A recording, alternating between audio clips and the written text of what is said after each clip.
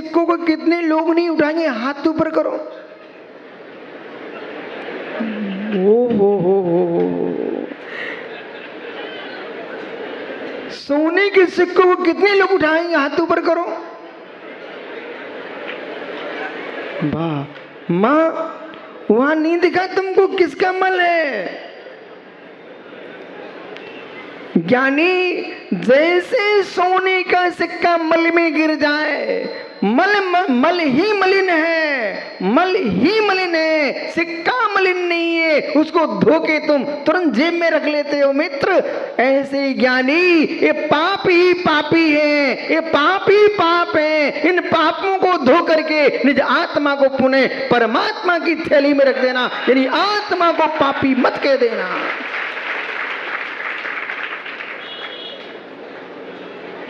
मल में पड़े सोने के सिक्कों को ये अमेरिका ज्ञानी भी धो करके जेब में रखने की बात कर रहा भाई। तो जब तुम सोने का सिक्का जड़ को धो करके पानी में जब जेब में रख सकते हो, तो हे ज्ञानी, अशुद्ध आत्मा भी भेद विज्ञान के नीर से और ज्ञानी चारित्र की घना घोर तापमान से तपा करके इस सिक्के को पुनः यानी स्वच्छ कर लेना। वो आत्मा को पापी मत कहना, ये पापी आत्मा ही परमात्मा बनती है।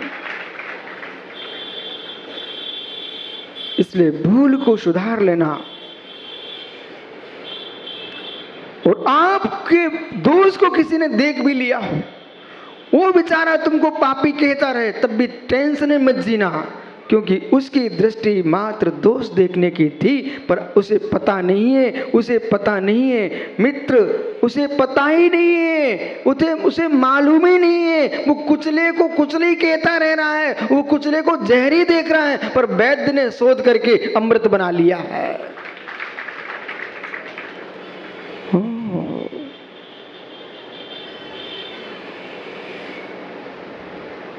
खट्टी अमियां भी भिंड में मीठी चटनी बनती है। ओह, यहाँ मालूम रवसन भैया, किसी भी चौके में जाओ, महाराज जी चटनी मीठी।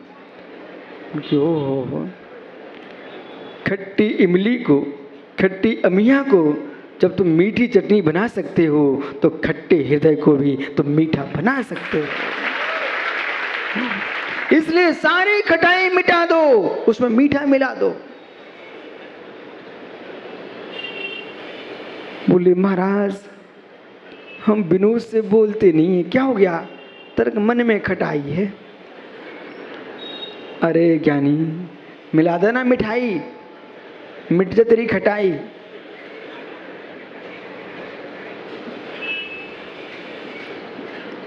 भूतार्थ भूतार्थ भूतार्थ भूतार्थ,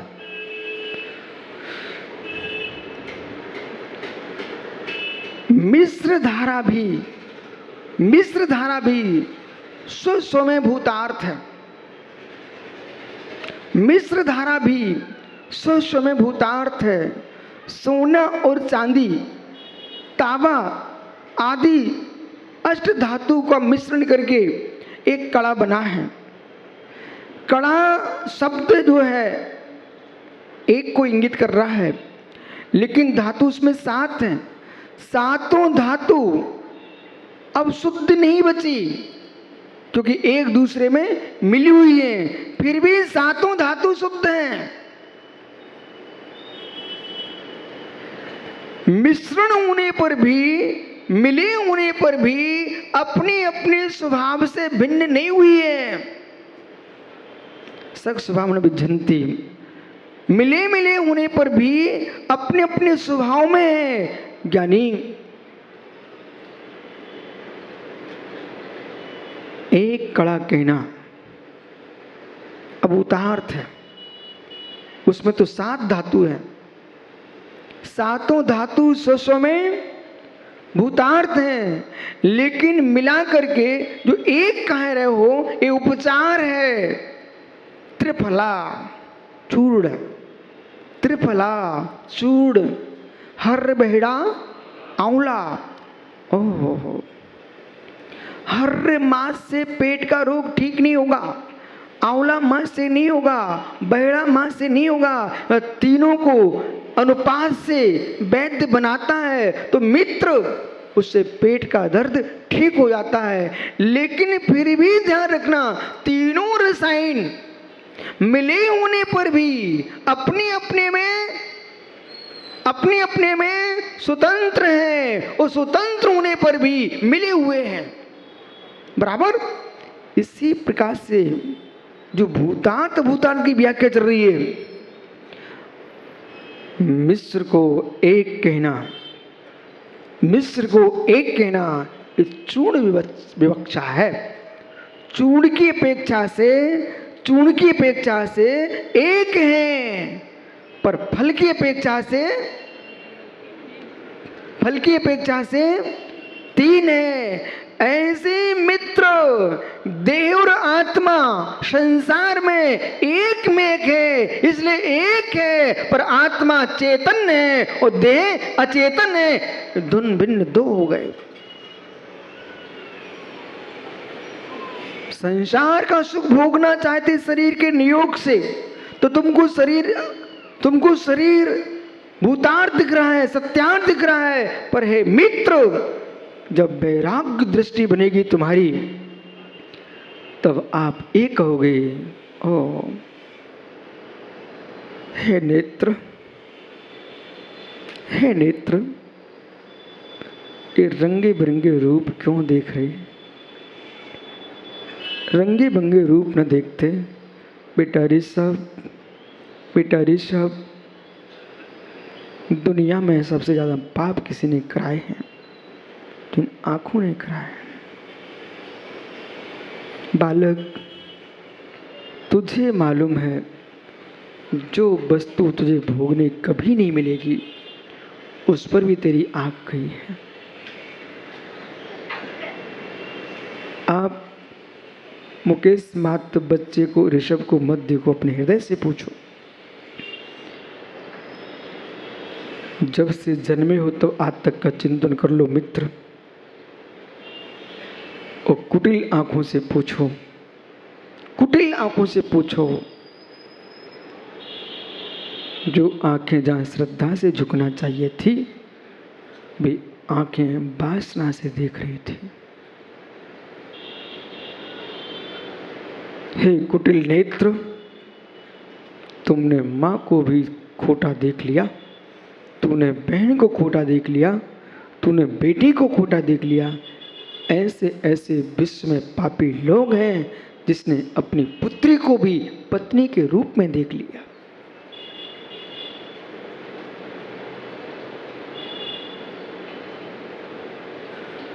उन ज्ञानियों से कहना है मंदिर के घंटी बजाने वाला धर्म अलग है।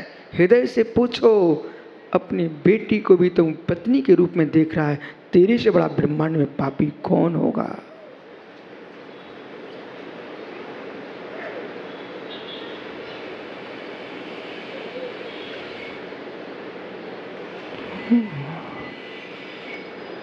जिन द्रव्यों का तुम भोग नहीं कर सकते थे, उन द्रव्यों पर भी आंखें गई हैं संजय।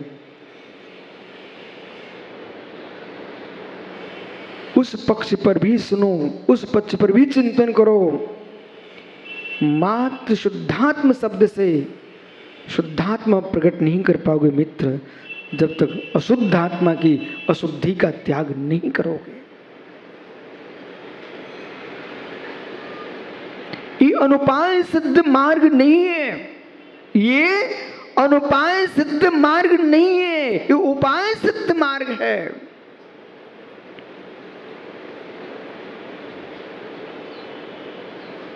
देखो भाई विजय, ये सन्नाटा कैसा?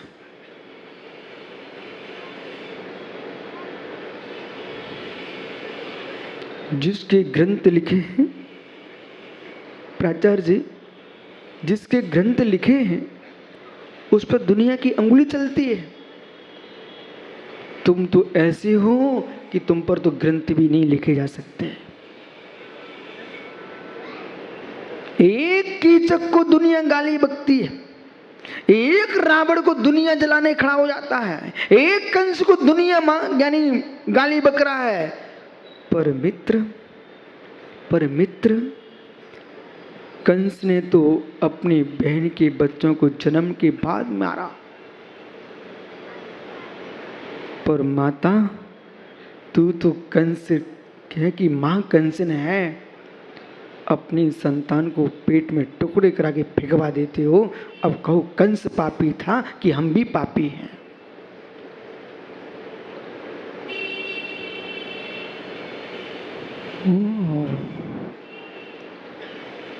करो मन में प्रतिज्ञा, गर्भ में आए महावीर को नहीं मारेंगे, गर्भ में आए राम को नहीं मारेंगे, गर्भ में आए श्याम को नहीं मारेंगे। भूतार्थ की व्याख्या सुन आप ध्यान रखना। एक लंकेश ने अपराध किया, एक रावण ने अपराध किया, जानकी का अपहरण मात्र किया, जानकी सील का अपहरण नहीं कर सका। ये ध्यान रखना, रावण ने जानकी का अपहरण किया है, पर रावण के पास इतनी ताकत थी कहां मालूम। आज नगर के बालक बालिकाओं बेटा सूतपत जरा गौर दो मैं क्या बोल रहा हूं। रबसैन कहां गया वो भारत का वो शील, कहां गई भारत की संपत्ति। जो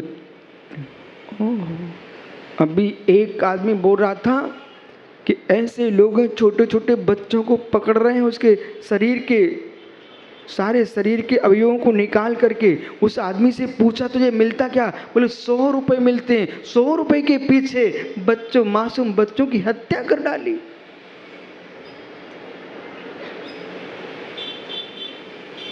₹100 के पीछे कहां गया व्यक्ति का धर्म, कहां गया व्यक्ति का धर्म। मित्र 100 रुपए के पीछे मासूम बच्चों की हत्या कर दी। इन पुतगल के टुकड़ों के पीछे ज्ञानियों अपने सील की हत्या लोगों ने कर डाली।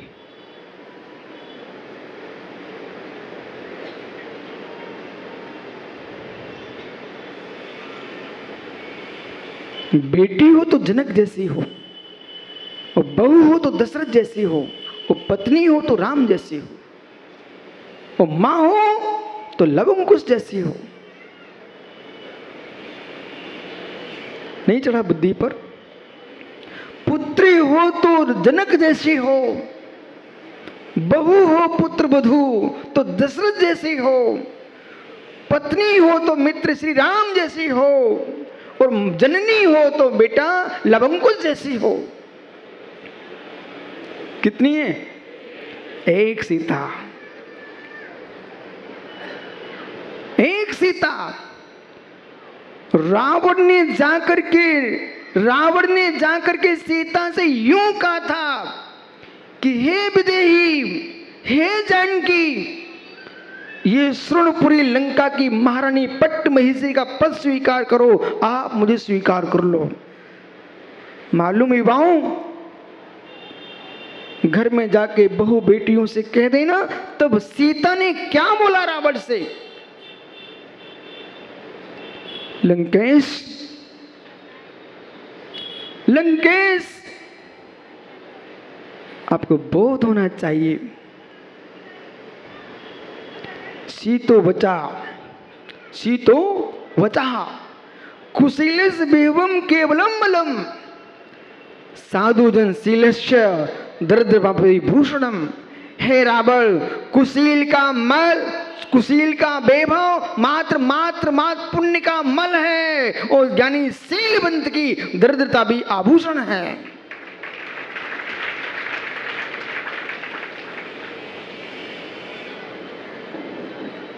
रावण की हिम्मत नहीं पड़ी, जमीन पर से टिक गया।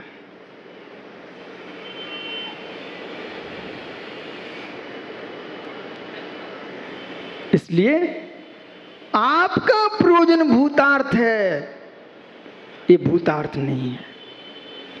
रावण का प्रयोजन भी था ना, मैं सीता का अपहरण करके लाया हूं, सीता मुझे अपना पति स्वीकार कर ले। क्या ये सत्य था उसका? वास्तविक था क्या ये प्रयोजन? असत्यार्थ, असत्यार्थ। इसलिए ज्ञानी 5 इंद्रिय के विषय 25 कसाओं की पुष्टि के लिए जो जो कार्य तुम्हारे हैं वे सब अभूतार्थ। सुकान भी ये समझ रहे क्या? ज्ञानी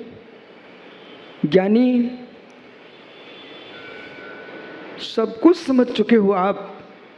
वो अनंत काल से छल कपट कैसे करना पर सब विद्या पता है आप सबको। अब वो विद्या सीख लो जिस विद्या में मात्र सरलता है।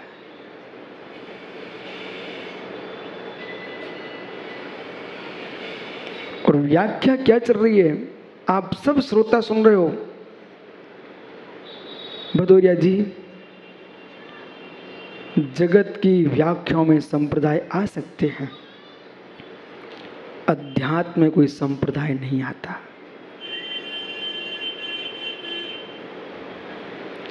जगत की विद्याओं में पंथ टपक सकते हैं, आमनाएं खड़ी हो सकती हैं, लेकिन अध्यात्म में कोई पंथ आमना नहीं होती।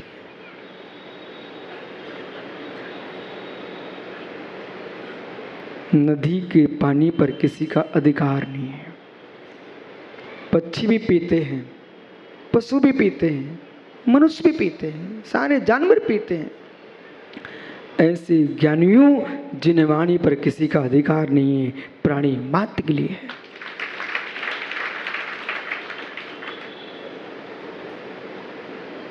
बहुत अच्छा हुआ, पानी तो बिकने ही लगा, पानी तो बिकने ही लगा।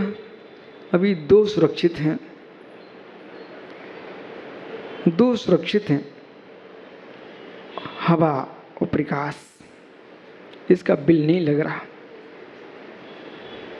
हवा और प्रकाश। हे मित्र, अकृत्रिम की व्याख्या करो भाई, कृत्रिम की व्याख्या मत करो। जो वायु अकृत्रिम बह रही है, कृत्रिम ऑक्सीजन की बात मत करो, उसके तो ज्ञानी पैसे लग रहे हैं तुम्हारे पास। अकृत्रिम की व्याख्या करो। ये 2 पर पैसे नहीं लग रहे हैं। ज्ञानी, मेरा पूरे देश के साधु संतों से कहना है, जैसे वायु